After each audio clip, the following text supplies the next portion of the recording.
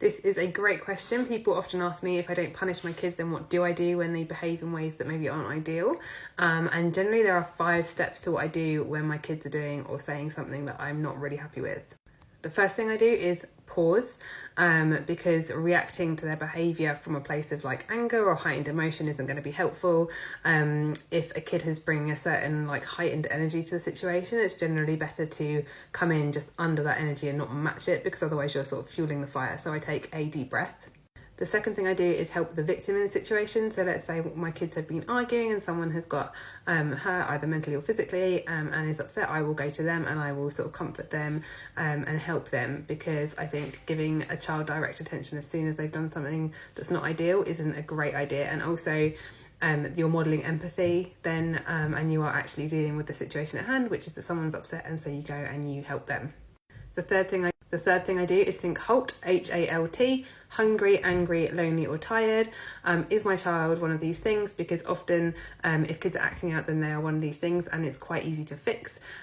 We all get cranky when we're hungry or tired or feeling down, and so I would generally think, hang on, do one of these things apply? Because that's the quickest way to make sure the behaviour is not going to repeat itself very quickly.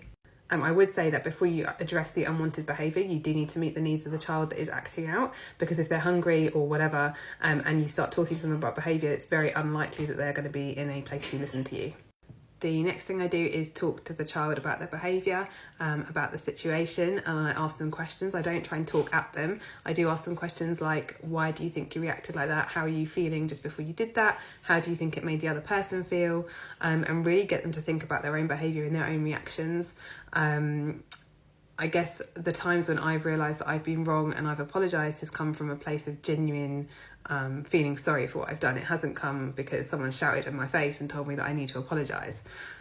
Sometimes, even if you know you're in the wrong, if someone's having a go at you, you actually kind of double down on what you've done. You feel defensive and you don't want to give in just because you feel like you're alone, and so you're kind of in fight or flight mode, and kids are exactly the same. So if you are shouting at them or making them feel kind of scared of your reaction to their behaviour, then it's very likely they're not going to admit they've done anything wrong and apologise, because they're actually worried about the result that's going to happen from that. The final thing I will do when my child's acting out is partner with them to rectify the situation. So if they've hurt someone else, we will talk about ways that we can help that person feel better. That might not be a verbal apology, it might not be sorry, but often and most of the time it probably is.